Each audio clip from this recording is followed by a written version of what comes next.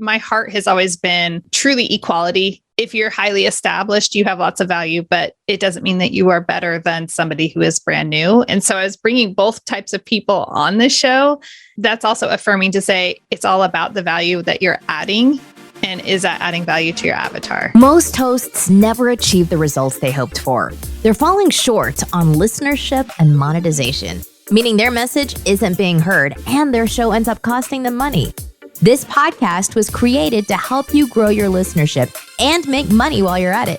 Get ready to take notes. Here's your host, Adam Adams. What's up, podcaster? You're in for a treat because we're back with Julie Hawley. And today's podcast will have two parts. We're going to be brainstorming and coming up with ideas with your guests, who you should have, how you should get them, things like that. And then we're going to go into some of the stats with how our podcast is going because it's growing. And I definitely want to share that and let her speak about that as well. So let's start first. And so you kind of get a little bit of like the progress, how it's going for her, and we'll do the coaching call. So let's just dive in. We've got Julie Hawley. Her bio's in the show notes. The link to her podcast is in the show notes. So don't feel left out. If we don't talk about that, just scroll down. It's all waiting for you there. Hey, Julie. So coaching call. Let's do it. Let's do this. Are you kidding me?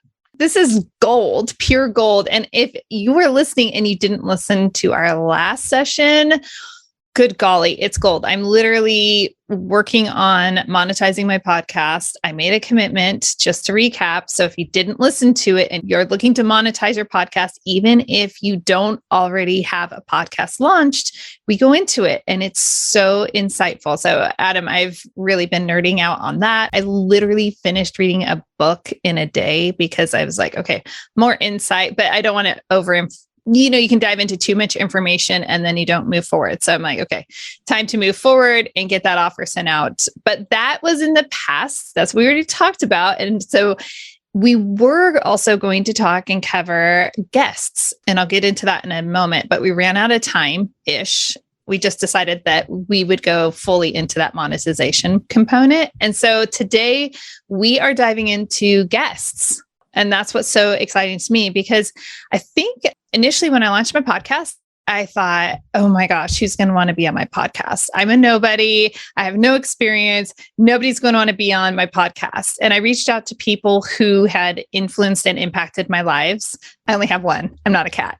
My life. And in fact, you were somebody that I wanted on my podcast. And I don't know if you remember this, but I did a Facebook Messenger video recording. I remember. That was awesome.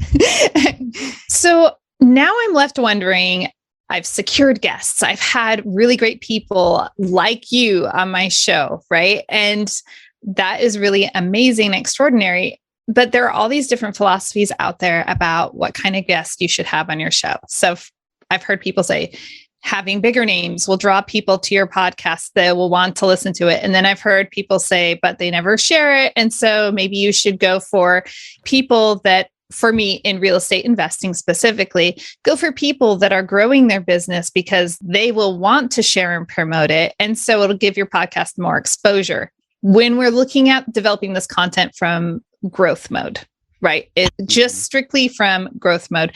And so now I'm at this point where there's some guests I want to have that are larger names, and I want to have them on because I value what they have to say, not because they might be considered a big fish out there, but more that I really want to help amplify their voice in my smaller pool, in my smaller niche. So how do you choose the right guest?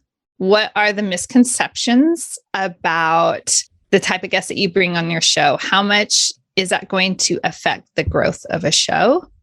Let's start there, because I have other questions, okay, but that's a lot. Okay. How do you choose a guest? Misconceptions. Mm-hmm. And what was the third part? So I can write it down and make sure I answer. Right. And then the larger, like, is it worthwhile to go for those larger guests? How does it affect the show? How's it going to affect the show? Okay. 3-part question. Let's go. Let's do this. How do you choose a guest? I think you brought up some wisdom when you were talking about like the different types of guests that are out there. You mentioned that there's really popular, famous, big names. You mentioned how there's people that'll just add value. And I'm thinking like with the system that I try to implore in my own show is I get some guests who are clients. So I'm going to write this stuff down. So basically you're interviewing people that have worked with you. For example, I'm in a way interviewing you and you're working with us. Mm-hmm. And one of the reasons that I do that is social proofing, because now our listener, yes, they get to know you. Yes, they get to learn from you and from me in this conversation.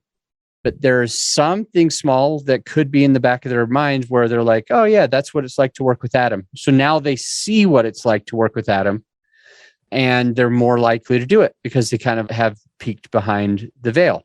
So one of the types of people that I interview is clients. It's very important that if you're doing this, your business, obviously you would be wanting to interview people that grow your business. And not every podcast is in the genre of making business, making more money, serving more people. Not every podcast is meant for that purpose. So just take this with a grain of salt. But for me, a lot of the podcasters that come on our podcast as a guest of the show, they happen to be clients. So we will interview them like a normal interview, but a couple of times it'll just happen that they'll mention, oh, Adam, you helped me with that. Adam, I listened to your podcast because of that. Adam, I couldn't have done this without your team editing all of my stuff, or it would have never grown like that without paying for your marketing services or whatever it is. It's not that we intentionally try to make sure that these things get brought up. If you're listening and you're wanting to use this strategy, try not to do it in a way that's going to come across like that's the only reason you have them and stuff. But I bring on clients. And one of the main reasons, because I want my listener to know that I do serve people like them. So we go through somebody's journey. Maybe we were part of the success of it, and it's become some social proofing. Another type of guest that I try to have is people that I want as clients. So for me personally, I have a podcast agency. We do editing, post-production, marketing for other people's shows. And it's really awesome to be able to have a pool of people. I look on what is it even called? I can't even think now. Pod Booker and Pod Match are two great resources that are close to free, where you can connect with lots of people in certain genres. So for us, for me and my team, it's actually part of my marketing plan to have a virtual assistant on my team going to Podbooker and Podmatch and scheduling reciprocal interviews with entrepreneurs in entrepreneurship type podcasts, because that's mostly who is listening to our show. So it's great if they come on our show. It's adding massive amounts of value. And it's great for me to go on their show because they have my avatar. But it's also extremely cool to be able to connect with face-to-face this person who is my avatar, and they're being a guest on my show, and I'm adding value to them because they're getting in front of thousands of listeners. It adds value to them. And we can connect. I can get to know their story. They can get to know my story. And what's amazing is many of those potential clients that I'm just interviewing on my podcast will actually become clients. So that's the second one. Now, don't just use these two, because the ones coming up are very important as well. You need somebody who's going to add value. But I think that this piece should be incorporated in all of the others. So like if they are a newbie, if they are a client, if they are a famous person, whatever, they have to be there to add value. So this isn't really number 3, but it's part of all of them, is that they got to be there for your listener, for your avatar. I'm just typing in value right now, typing in value and not self-promotion. A lot of the people that we get on our podcast, they jump on only to promote their business. They have all of the questions memorized that you're going to ask. They have these long-winded answers to them. And when they speak to your listener, it feels like they have ulterior motives. It feels like they don't care about adding value. They just care about making sales. So the value absolutely needs to be there. It needs to be part of it. Let's talk about famous guests. So people who have a big name. I definitely see that some of these people can add a lot of credibility to a podcast. So it's critically important that if you have somebody who's famous, that they do come, like we said, to add value and not for self-promotion, because it will probably rub your listener the wrong way if they're there for the wrong reasons. I'm just making sure I'm taking the best notes here that I can to recap it here. So if you have a famous guest, you want to make sure that they add value and they're not self-promotion. If you have somebody who's brand new, is the next one, brand spanking new, they might not even be a client or anything, but they're new to their journey. This is a huge benefit. Here's why. Your perfect listener, your avatar, needs to be able to resonate with the guest. If, for example, you have a famous guest who's super well known in your space, and even if they come with trying to add value, many guests don't resonate with them. Many guests don't think that they could put their feet in those shoes, walk those miles, because they feel like this person is above them somehow. And so your main avatar, your listener that you want to be able to take action and all that, they might learn something from somebody like, I'm just going to say Gary Vaynerchuk. They might learn something from Gary V, right? They might be inspired or something. The problem is they might not be able to relate to him because they think that he's on a different level and that it's not something that they can achieve or accomplish. So by having a brand new newbie to be interviewed on your show, your listener can say, man, I relate to that. I'm going to give you an example. Julie, you and I are both real estate investors.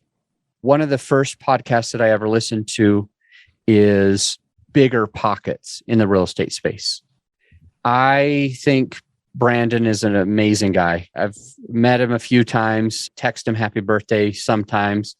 He's just a really cool person. When I went to Maui 9 months ago, I tried to connect with him, but he happened to be in Denver. He was in my city when I was in his city.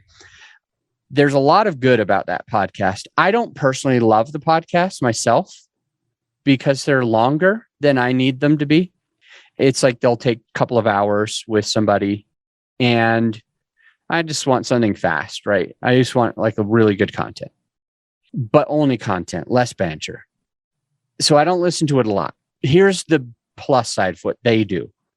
They usually don't have guests on their podcast that are real estate moguls. This is true. They normally have guests on their podcast that just did their first house hack deal, that just bought their first rental, that just did their first commercial. And they keep their questions in a way very simple, very toned down to make sure that it's valuable to a listener who's completely brand new. The point is, no show is right for everybody. And Bigger Pockets is doing something really well by not going over the head of their listener. Where other podcasters, maybe even specifically in the real estate space, one has been a client, and she's just amazing. I really like her and her husband, and they're just good people. But Kathy Fetke has a very popular name and podcast. She speaks at a lot of the conferences. And when I started working with her to grow her podcast audience size, I listened to a couple of episodes, and I think I started by listening to one episode, and I was like, man, this is over the head of the perfect person that you want. And it made me listen to the second episode. I'm like, all right, well, let's listen to this one because I want something that's a good example of not going over the head. It went over the head too. And so I started scrolling through and I saw a lot of the titles, and I'm like, Kathy, if this is your avatar right here, you are confusing them. You're using terminology that they don't understand. It's going over their head. You're making them feel overwhelmed. You're making them feel like there's too much to learn here. Well, Bigger Pockets never goes there. They stay simple. They stay basic. And Kathy didn't want to stay simple and basic because she's not a simple, basic person. She is always growing, always achieving, always wanting to learn more, very ambitious, very knowledgeable. And she's getting these guests of learning these microscopic, unique, cool things for wealth. And who she really wants listening might not care about. They're not ready for some of those things. But she was bored asking the same questions, like Bigger Pockets still asks the same questions. She was bored of it. She wanted to learn more. She wanted to connect. She felt like she already had an episode about a house hack. Bigger Pockets has, I don't know how many episodes about house hacking. I mean, let's say they have 1,000 episodes now. I don't know how many they have. Let's just pretend it's 1,000. So they probably have like 500 of them for about the same freaking topic of house hacking, buying your first rental. So what I'm saying here is having brand new people and asking brand new questions can be a really good thing to allow your listener to feel like they're supposed to be listening to this podcast. That's kind of going into the misconceptions, is like not everybody that listens to the episode that you're doing right now has listened to any other episode ever. So if we use terms like IRR right now, and we're not going to define IRR right now, the listener's like, man, I don't even know what they're talking about. And we have to remember, here's the misconception. We think everybody's listened to every episode. We have 1,000 episodes. So our listener today has listened to all 1,000. Unfortunately, many of those listeners are only listening to number 1,000. And so like, we don't want to talk over them. We don't want to make them feel uncomfortable. We don't want to hurt their feelings. We don't want to make them feel stupid. Some of us want to be smart. And so we say crazy things just to prove that we're smart, but we're not speaking to our avatar. We're speaking to, I don't know, we're just using our ego or something, right? So, okay, brand new guests. And that gets us into, when you have a guest on the podcast, I want you to think about the questions that you ask as well. We already talked about not going over their head, but let's keep staying in real estate for a moment. There have been many people that I've been on their podcast. In the real estate space, I've probably been interviewed on like close to 200 times on different real estate podcasts. It sounds crazy to think about it, actually. And I am a devil's advocate. I like to find out things. I like to figure out why this. What are you looking for? And so this conversation has happened so many times with some people that have had a podcast for like 5 years and some people that have just launched a podcast. What they'll do is they'll bring me on their show, and these are the types of questions they ask me. Adam, how do you raise money? Adam, how do I brand a podcast?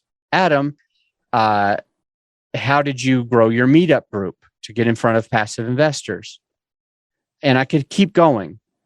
Adam, how did you find that deal? And then I'm sitting here answering all these questions that obviously help a brand new operator to be better at operating, like a multifamily syndication, for example. And so then I asked the host, I just always do this. I started doing it because I was confused. I was like, well, why are you asking me these questions if this is the person you're trying to serve? So I keep doing it.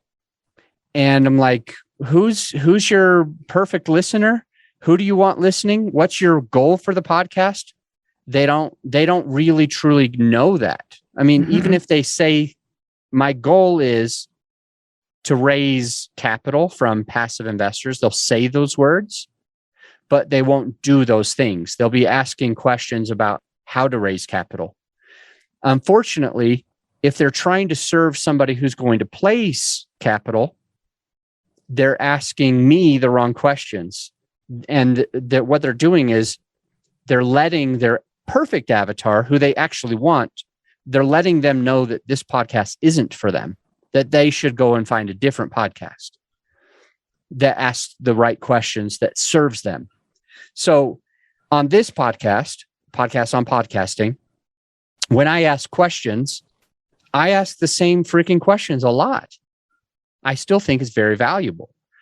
I ask people, how do they get good guests? How do they find their guests? I ask people, how did you start your podcast?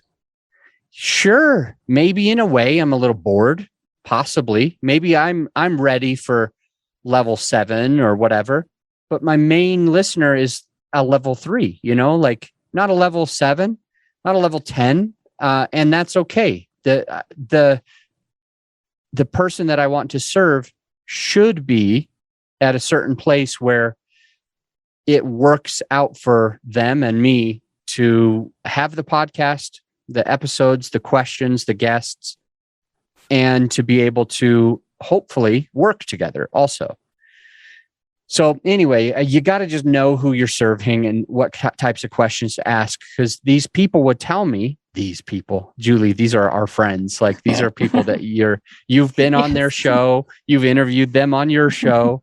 You know who I'm talking about. There's like 50 of them at least that asked me questions for somebody who wanted to operate the deal, and they are letting down the person that they actually want listening and want to work with. And the other 100, another 100 of them probably thought that they had 2 avatars. So they were like, oh yeah, well, I've got both. I focus on the passive investor because that's what helps my business, but I also help brand new people who are trying to get into it because I have some knowledge there and I think I can help them, or I can ask the right questions to help them. My response there is, if you're serving multiple audiences, if you are trying to serve 2 different avatars, then you will serve neither of those avatars. And this is the fact why many of those podcasts only have a couple of listeners, because not very many people fit into both boxes. So either side, they think, this isn't really for me. They're doing too much passive stuff. Or this isn't really for me. They do a lot of active stuff. I want something where I can learn how to be my thing. All right. So to wrap that up, I interview clients. I interview people who might be clients. I interview famous people, and I interview brand new people. So those are the 4 types of people that I bring onto my show. And I also do solos, by the way. But those are the 4 types of people that I bring into my show. The things that I do during it is I make sure that they have value. They're not doing self-promotion, and that I'm asking the right questions that my perfect avatar cares about, not the wrong questions because I'm bored of asking the same questions over and over and over. Does that help so far? Yeah, no, that's really helpful. In this conversation, I can see even my own personal progression, which is really nice because sometimes we can become hard on ourselves and feel like, am I getting those results that I want? But I didn't have a clearly defined, actually, I had a split avatar, just like you're describing when I first launched the podcast, because even when you were on my podcast, we were talking about avatars and marketing and branding. It's like, that has nothing to do with passive investors. Yeah, good point. At that time, I was split because I was trying to grow footprint with both active investors and passive investors. And so you're right. I mean, the podcast grew, but it was snail speed, if that, right? It wasn't getting the results. Remember, go back to the very first episode of all of these case studies. I wasn't looking to grow the show initially. I was just looking to be disciplined, do it, put it out there, create value. But I wasn't creating value because to your point, it was split. And now that I have Ryan, go back and listen to that episode on the avatar, because we go into Ryan really in depth and great questions that will help you with your avatar. But since I have defined him more clearly, I think that my questions are better. And sometimes I'll even ask my guests. I've had 2 podcast recording days since I've really zeroed in on Ryan because I batch record, and best advice ever. Thank you. Thank you for giving that to me. And so that's interesting because I'm asking those questions of that guest, I think, in a better way. I think I need to be continuing to grow in that. This is really helpful because I've always had that. My heart has always been truly equality. If you're highly established, you have lots of value, but it doesn't mean that you are better than somebody who is brand new. And so I was bringing both types of people on the show. And so that's also affirming to say it's all about the value that you're adding. And is that adding value to your avatar? Yeah. So for you, Julie, if your main purpose is to raise capital, a client would be somebody who has invested with you. Mm-hmm. So let's just say you've got 20 people. It could be any number above or below. You got 20 people that have put their money with you in a deal or two, and you really resonate with 2 or 3 of them. Maybe one of their names is actually Ryan. So now you're going to say, hey, I want to get your story. I think a lot of people are afraid to passively invest in some of these deals. I want you to share what made you think to do it, how you decided who to work with, and how much you did, and what your plan is going forward. So to kind of get your journey to help other passive investors to make sure they're being safe and they can do the positive things that you've done. So now you have your client or your investor jumping on the show, and you might mention, this is one of my favorite passive investors that works with our team at 3 Keys Investments. Shout out to you. This is one of our favorite investors that partners with us regularly at 3 Keys. And I wanted to get their story because I think you'll resonate with it. You'll say to your listener, I think you resonate with it. I think you resonate with it because he knew that he wanted to do something like this, but there was some hesitation. There were some things that were holding him back in the beginning. And I feel like you might have some hesitation, or something might be holding you back in the beginning. So I want to get his story, share that with him, feature him and highlight him because he's a great person, and find out what he's looking to accomplish. So now you have this conversation with him where your listener is doing 2 things at the same time. They are thinking, man, I want to be like Ryan. And so what did Ryan do? Ryan called 3 Keys. Ryan called Julie. So let me call Julie. Ryan did $50,000 as his first investment, or $250,000 as his first investment. All right, I think I could get 250. I'll reach out to Julie. I'll do the 250. Ryan is looking to accomplish this for his kids or for his legacy or for his house or quitting his job or whatever. I kind of want to quit my job, or I kind of want my daughter to go to college. So I need to start saving like he is. That passive income seems like it's really helping. I'm going to do that. So you're getting them to think through this. And I call it the hero's journey. Please write this down. You've got the hero and you've got the guide. Please remember that the guide isn't the hero. That guide is not the hero. What I'm trying to say is when you bring Ryan on your show, you don't do this. Absolutely not. You don't say, man, my company is the absolute best. We're the shit. We do everything so well. And here's proof of that.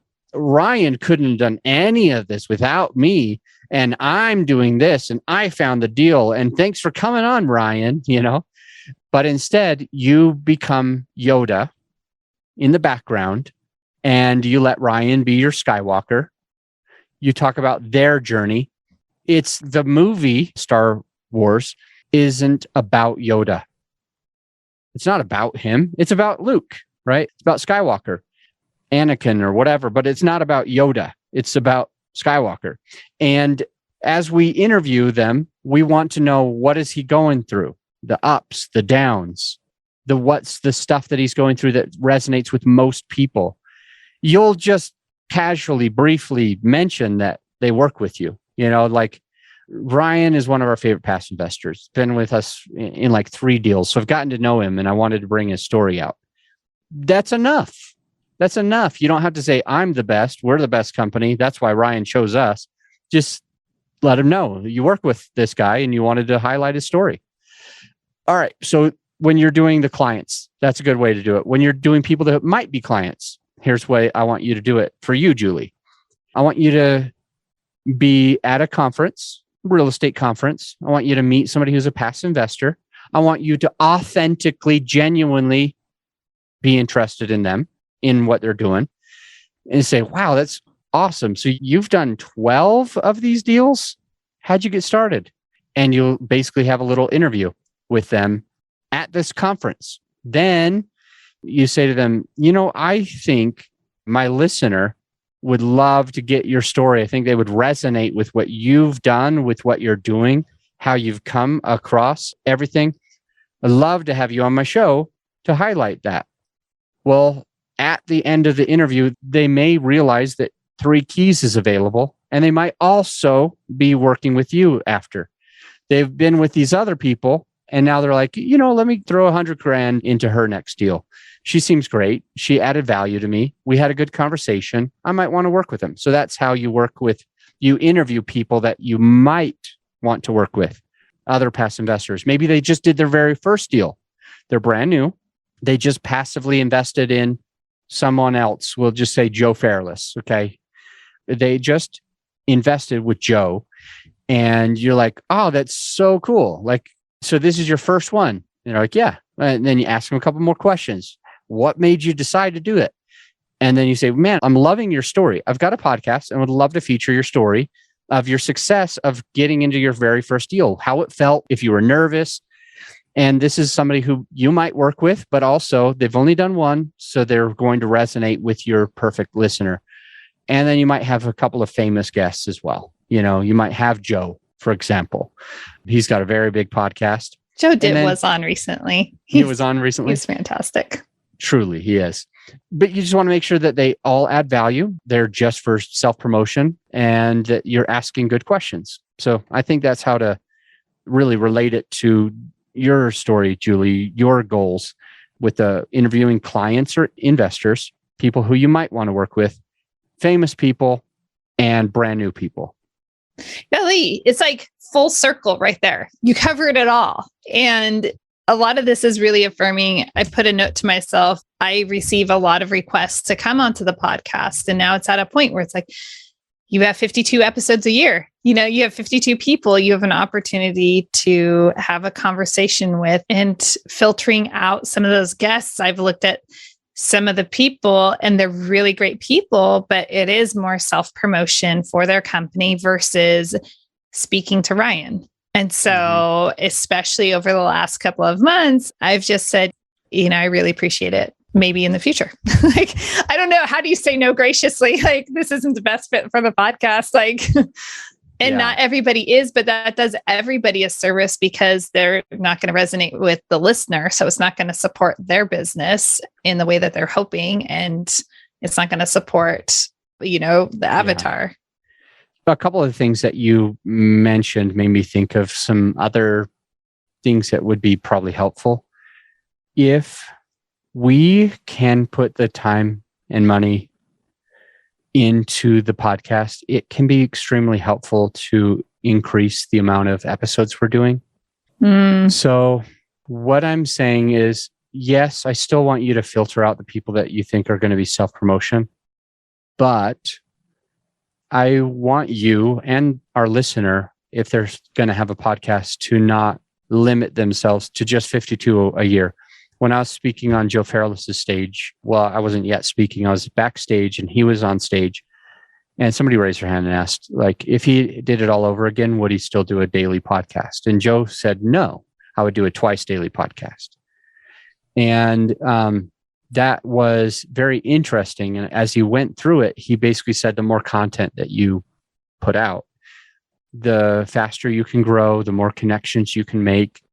And so a podcast is wonderful. And there's probably some level that we want to figure out, not to cross. But I think if you have good potential guests to do 104 a year, or whatever 3 times 52 is, 156 a year, then I think we should do that. I think we should increase the volume. If we're interviewing our clients, it's just more social proofing. If we're interviewing potential clients, it's just more conversations with potential clients. If we're interviewing famous people, it just grows the amount of our authority that we have in our space. Joe's a great example of that. If we're interviewing complete brand new people, and by the way, anytime I tell Joe that I've got a friend who could be on a podcast, I've learned to tell him that they've never been on a podcast before, because Joe is smart enough that he's like, oh, well, if they've never been on a podcast, I definitely want them, because those brand new people seem to really help his avatar the most. They have less self-promotion. And so if I might have like a coaching client or somebody who I work with for their podcast, we're just launching a show, and I'll be like, hey, when you're launching, I want you to get on some other people's shows. Let me put you in touch with Joe.